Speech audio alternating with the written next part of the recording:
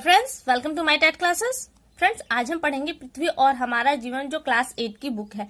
इसमें हम पार्ट 4 पढ़ेंगे, जिसका नाम है शक्ति के साधन। इससे पिछले हमने जो पार्ट पढ़ा था उसमें हमने खनिज पढ़ा था और खनिज में हमने कोयला भी देखा था, बट यहाँ पे हम शक्ति के रूप में इसे देखेंगे, एक विद्युत के रूप में, जैसे कैसे प्राप्त की जाती है, उससे शक्ति कैसे प्राप्त की जाती है, ये देखेंगे। तो आइए स्टार्ट करते हैं अपनी वीडियो और देखते हैं। दिया है कोयला। कोयला खनिज पदार्थ है जिसे खानों से प्राप्त कर रेल इंजन निर्माण, लोह इस्पात कारखानों आदि में ऊर्जा के रूप में किया जाता है। आपने देखा कि अभी पिछली वीडियो में हमने देखा कि लोह हमें अयस्क के रूप में मिलता है, फिर उसे तप्त किया जाता है, गर्म किया जाता है, तो उस तप्त करने की क्रिया में हमें ऊर्जा की जरूरत पड़ती है। तो ये ऊर्जा हमको कहाँ से प्राप्त होती है? तो वो हमको कोयले से प्राप्त होती है।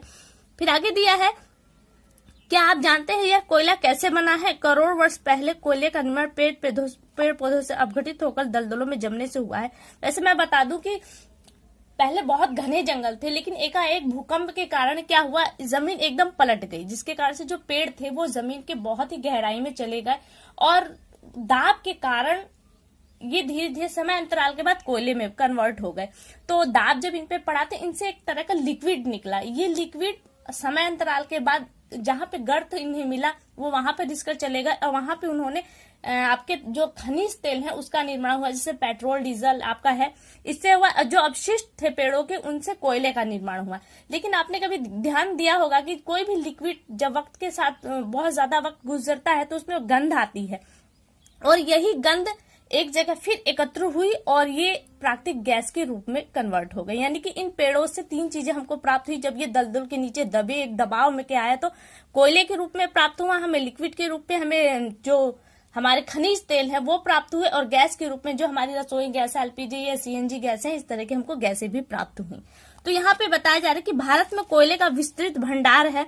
कोयला 4 प्रकार का होता है, पीट लिग्नाइट, बिटुमिनस और एंथ्रासाइट, जिसमें एंथ्रासाइट कोयला सबसे इंपॉर्टेंट कोयला है, बहुत अच्छी किस्म का कोयला माना जाता है। और आगे दिया है कि कोयला उत्पादन के जो प्रमुख क्षेत्र हैं, प्रदेश हैं, झारखंड, छत्तीसगढ़, पश्चिम बंगाल, मध्य प्रदेश और गोवा आते हैं इसके अंतर्गत। फिर यहाँ पे आपको दिया गया है कि एक तालिका के रूप में यहाँ पे दिखाया गया है कि खनिज पदार्थ कहाँ मिलता है और इसका आर्थिक महत्व क्या है। तो कोयला आपको कहाँ मिलता है? झारखंड, छत्तीसगढ़ और पश्चिम बंगाल। हमके ऊपर के सिर्फ 3 नाम आप याद कीजिए, बाकी नामों को आप इग्नोर कर दीजिएगा। कोयला कहाँ मिलता है? झारखंड, छत्तीसगढ़ और पश्चिम बंगाल में। इसका आर्थिक महत्व क्या है कि रेल के इंजन में हम जो ईंधन के रूप में भी इसका प्रयोग करते हैं, कारखाने, जहाज, रसोई, सीमेंट, उर्वरक, ताप विद्युत केंद्रों पे इनका प्रयोग किया जाता है कोयले का।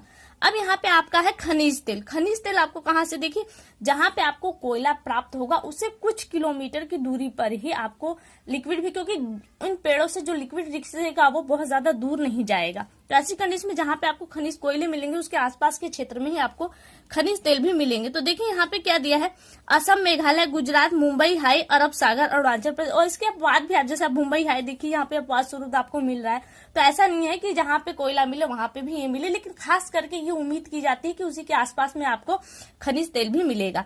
अब इसका आर्थिक महत्व क्या है? यातायात के साधन, जहाज, मशीनें चलावे, रोशनी करने के लिए इसका प्रयोग किया जाता है। और खनिज तेल नीचे दिया है, खनिज तेल की। खनिज तेल क्या है? आप जैसे लालटेन जलाते, स्टोव जलाते हैं, मट्टी का तेल, डीजल, पेट्रोल, ये आपके खनिज तेल आते हैं।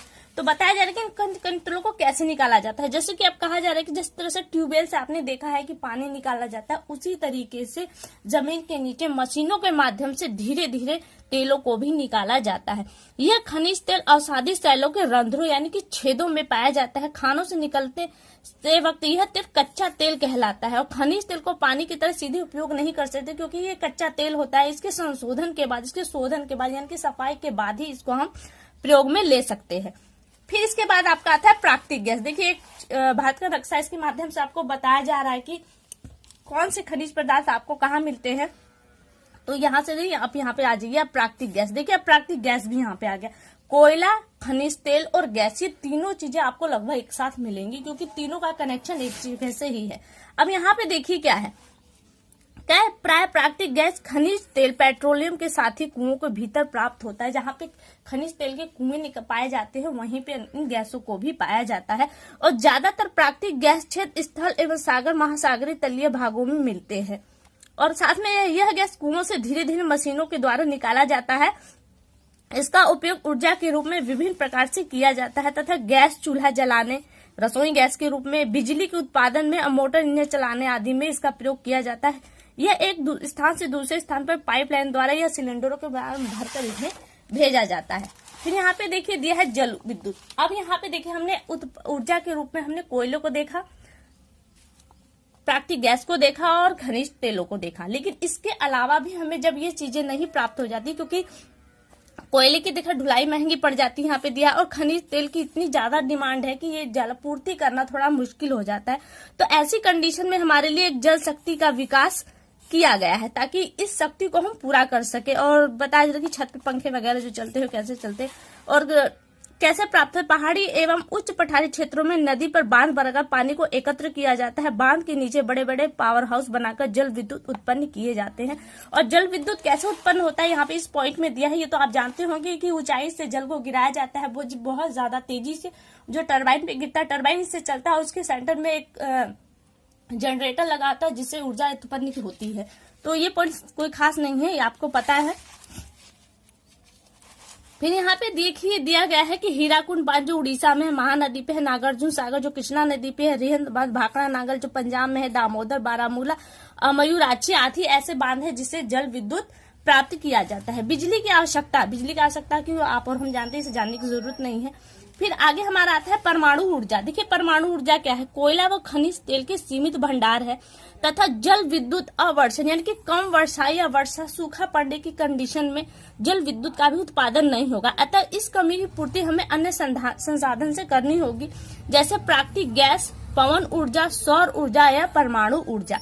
तो परमाणु ऊर्जा के महत्वपूर्ण स्रोत कौन है, तो यूरेनियम और थोरियम इसके महत्वपूर्ण स्रोत है जिससे हम परमाणु ऊर्जा प्राप्त करते हैं। हमारे देश में झारखंड, मेघालय, तेलंगाना, आंध्र प्रदेश और राजस्थान में यूरेनियम के भंडार हैं। केरल के तट पर पाई जाने वाली मेनाजाइट बालू में थोरियम प्राप्त किया जाता है, इसे अणु शक्ति बनाने में उपयोग किया जाता है, ये बताया जा रहा है। और आगे देखिए दिया गया है कि आणविक जो खनिज पदार्थ है वो कौन से हैं, तो आपके यूरेनियम है और थोरियम है।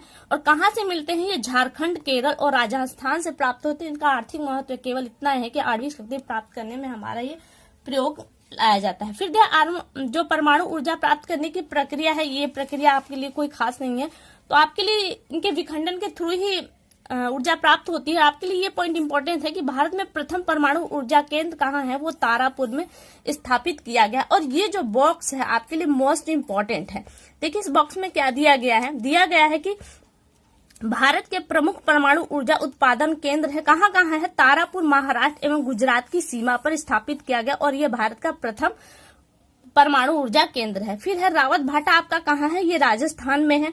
कलपक्कम कहाँ है, ये तमिलनाडु में है। नरोरा आपका उत्तर प्रदेश में है, ये भी बहुत ज्यादा इंपॉर्टेंट है। और काकरपारा जो गुजरात में है, कैगा कर्नाटक में और कुडनकुलम आपका तमिलनाडु में है। ये परमाणु उत्पादन केंद्र है। आगे देखिए परमाणु ऊर्जा कैसे प्राप्त होती है, इस बारे में थोड़ा सा बताया गया है कि 60 वर्ष पहले भारत के परमाणु ऊर्जा शक्ति प्रयोग में योजना बनाई गई। हमारे देश के जो भारतीय वैज्ञानिक है डॉक्टर होमी जहांगीर भाभा, इनके निर्देशन में यानी कि 1954 के परमाणु ऊर्जा विभाग की स्थापना की गई।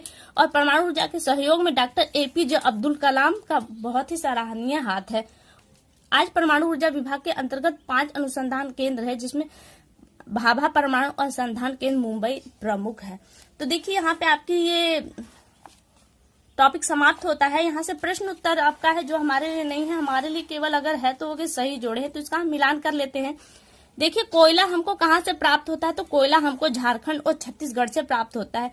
खनिज तेल असम और मुंबई हाई से हमें प्राप्त होता है।